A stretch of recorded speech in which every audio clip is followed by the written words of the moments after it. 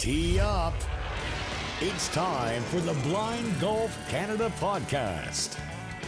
Hello, everybody, and welcome back to the Blind Golf Canada podcast. I'm Gerry. He's Darren. We got Mark behind the scenes making us sound good. And how you doing today, buddy? Excellent. How about yourself, Gerry? Good. With the 2023 golf season is well underway now. Here we are at the end of May, and going to talk today about our 2023 events across Canada and even around the world, because a few of us have already been to a tournament or two. So you were somewhere in March.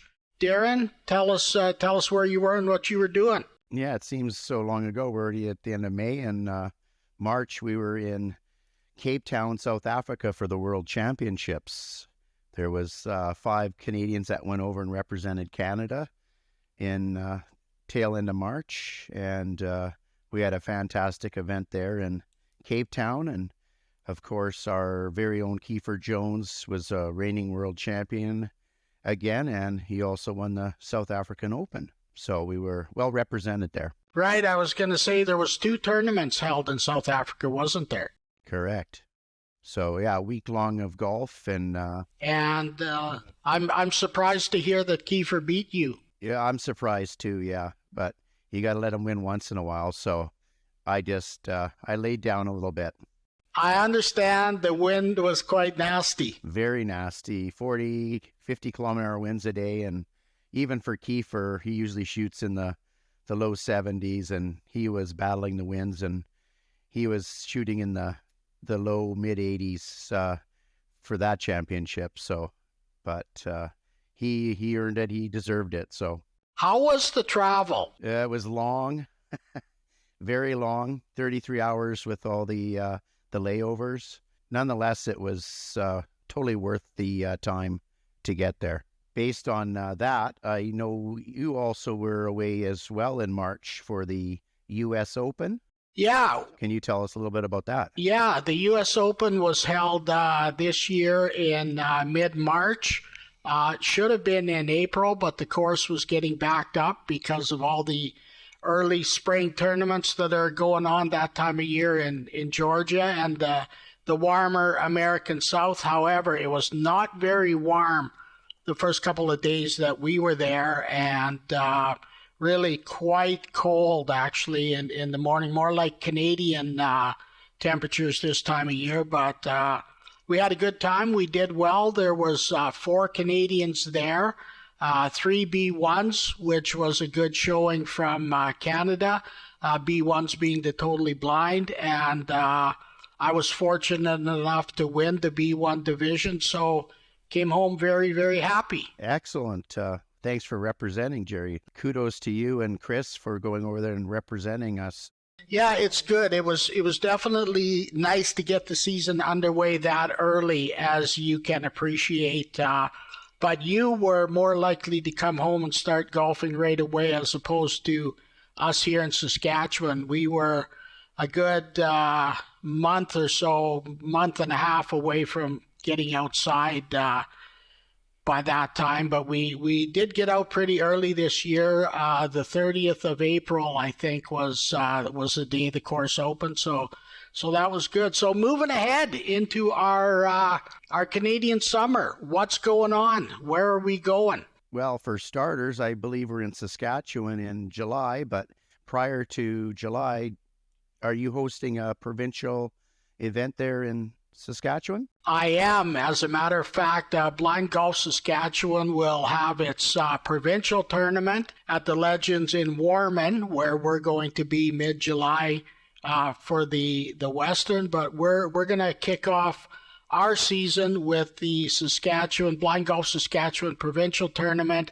on June the 26th in Warman. We've got 8 to 10 participants tentatively booked for the tournament, which is almost an increase, double in fact, to what we had last year. So we're excited and pumped about that. And you as president of the WCBGA are going to be hosting the, as I said, the Western Canadian Championships in Warman. What can you tell us about the Western this year, buddy? Well, I'm always excited about that event because it's a lot of fun. And our title sponsor is AMI. And we will be in Warman at the Legends July 16th to the 19th. And this is a Stableford event, so it's really a lot of fun for our participants. I believe we'll have over 20 players, 20 coaches attending, and we will have a great time on that golf course. We also have a team component to it too, which we started last year, and everybody really loved it. So we're looking forward to that as well. Tell us a little more about that. How does that work? Well, that we take the lowest handicap player and pair them with the highest handicap, and it's a high-low, and they play together for the tournament. So they're a team, and you do that right through the list of players, and it's a lot of fun, and it gets everybody a little bit more involved in a team atmosphere and coaching one another or getting each other to play a little bit better the next day or whatever. So we had a lot of fun with it last year, so we're looking forward to it. Well, exactly. We did have a lot of fun with it last year, and it's really neat in that somebody like me with a higher handicap overall playing off, I think last year it was 36 I was playing off, and I was teamed with Darcy Ferber, who is a very good blind golfer in his own right. I think Darcy plays off about a 20, so all the bad shots I was making out there that day, I was counting on my partner Darcy to carry our team, and he did for most of the day or the 2 days, and we didn't win, but we were right in the running. So yeah, you never know what can happen in a format like that, and it's good. It's a lot of fun. So I'm glad to hear that we're doing it again, and everyone playing off the same tees. I think that's going to expedite the pace of play, and everybody, it's all played off handicap. So any one person or two-man team out there has as good a chance of winning as anyone. Absolutely. So that's good. Looking forward to it. Where are we going after Warman in July? This was my kind of prime opportunity just to recognize some sponsors ahead of time that really came to the forefront for this tournament, which I want to recognize Robertson Bulk Sales, as along with Procom. These companies are out of Calgary, Alberta. And also I want to recognize our Alberta provincial rep, Derek Kibblewhite, who really stepped up to make this tournament happen. Without the work he put into fundraising out there, we would not have been able to have this tournament. And Derek went to WestJet, and he put all the work and effort into hosting a raffle for us, which was successful. And I believe actually one of our own golfers, Joe Ferber, was the lucky winner of that. So I just wanted to shout out to Derek for doing that work for us out there. And also, being that we're in Saskatchewan, we also had some Saskatchewan members step up to do fundraising too. And I wanted to recognize Stella Gentile-Perret for going out there and working hard for us too to make some fundraising efforts for this tournament. So thank you to you all. Well, and thank you, Darren, because I would be totally remiss if we neglected to mention the hardworking people making efforts to fundraise and help us out to do the tournaments. And of course, without the sponsors, we always say when we acknowledge them that we couldn't be doing this without them. So thanks to Derek and to Stella and to everybody for your continued efforts with fundraising to help us do these tournaments and play as we play and do as we do, because we couldn't do it without you. So thank you. Okay, after Warman, where are we going? I'm going to go to Ontario in August for the Ontario Provincial Championships. This is under the it's OVIG, which they're changing to OBG. This Ontario Blind Golf Organization hosts quite a few tournaments throughout the year in their local area, which involves their membership, which is fantastic because they have 10 to 12 events that they can go to. Included in those tournaments is this Ontario Provincial, which will be held at the Greens at Renton in Simcoe, August 12th to the 13th. And I'm just going to shout this out to the Greens at Renton, who will also be hosting the World Championships in 2025, which Canada was awarded. So I'm looking forward to playing at the Greens prior to the World Championships. They treated us great last year, and we'll be back there for the provincials in August, which following that, we will be heading elsewhere. You know, I'm glad to hear, first of all, that you're going to the Ontario Provincial, and you know, that organization continues to impress me.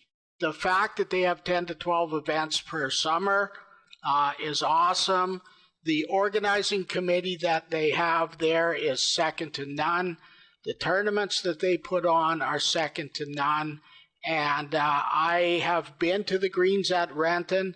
Wonderful, wonderful golf course. And the fact that I understand that the Greens at Renton are going to become the official golf course of Blind Golf Canada, which I think is totally awesome. But I really got to take my hat off to the Ontario Committee, their membership, the golfers, the guides, the organizing committee. They just seem to do a fantastic job. At least at every event that I've been to there, it's been nothing short of marvelous. So keep up the good work, Ontario Blind Golf. After your provincial, I think you and I are going to meet up somewhere for the next tournament. Where's that going to be at? Oh, we're all excited about this. We're heading back to Truro, Nova Scotia, and we will be playing the ISBS Handa Canadian Open and the Brian McLeod Nova Scotia Open in Truro at the Mountain Golf Course. We've been there many times. They've treated us royally. It's a great golf course. There's great people.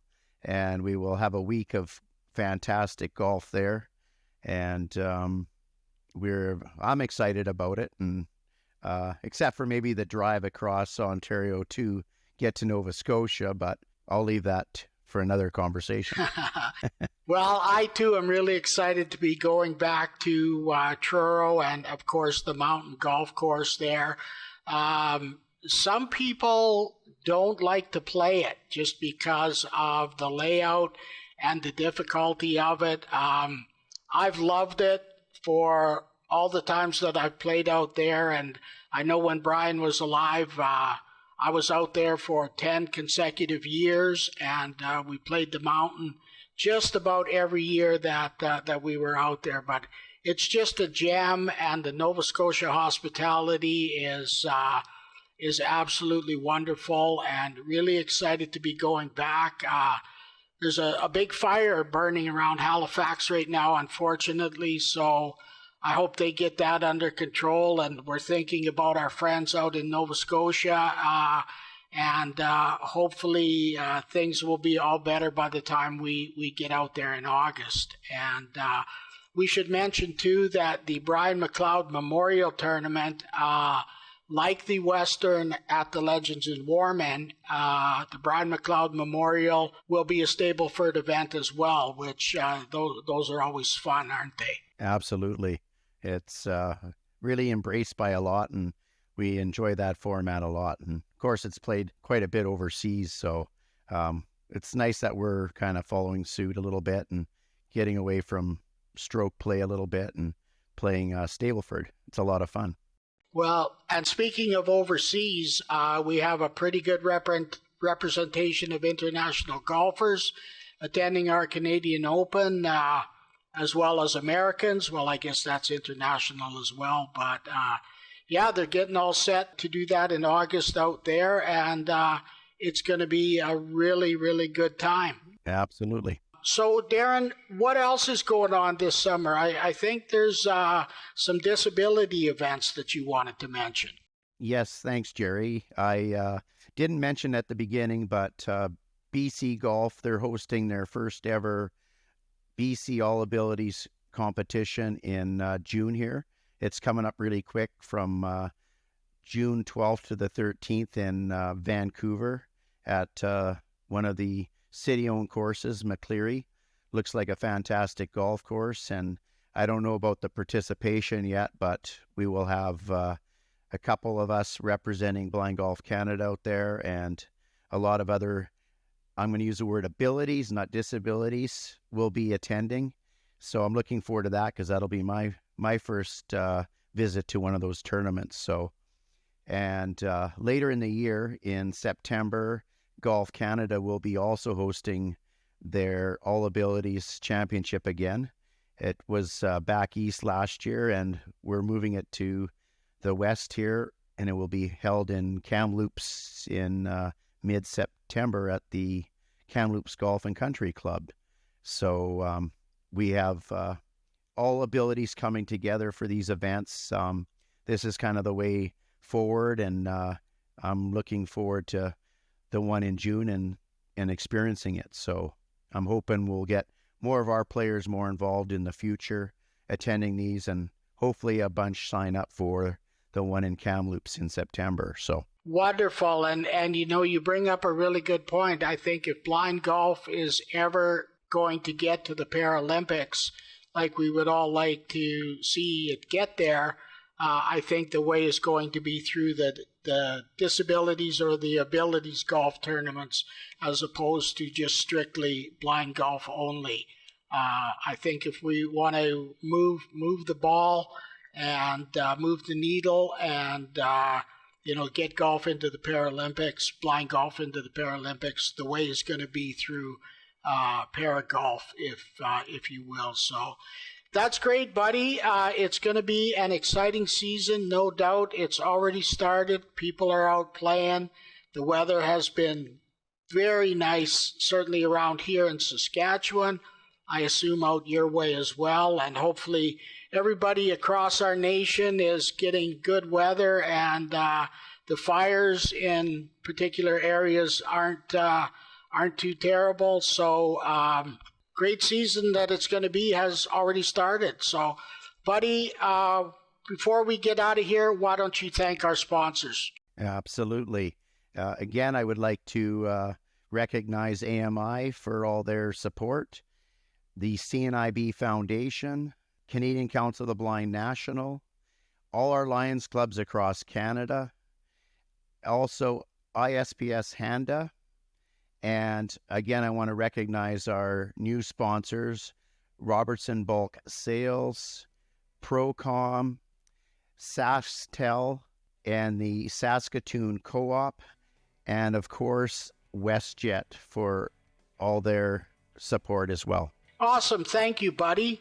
On behalf of Darren, I'm Gerry. That is the Blind Golf Canada podcast. And remember, at Blind Golf Canada, you can still play. Have a good day, everybody. This has been the Blind Golf Canada podcast. Don't forget to subscribe on YouTube and your favorite podcast platforms. Thanks for tuning in.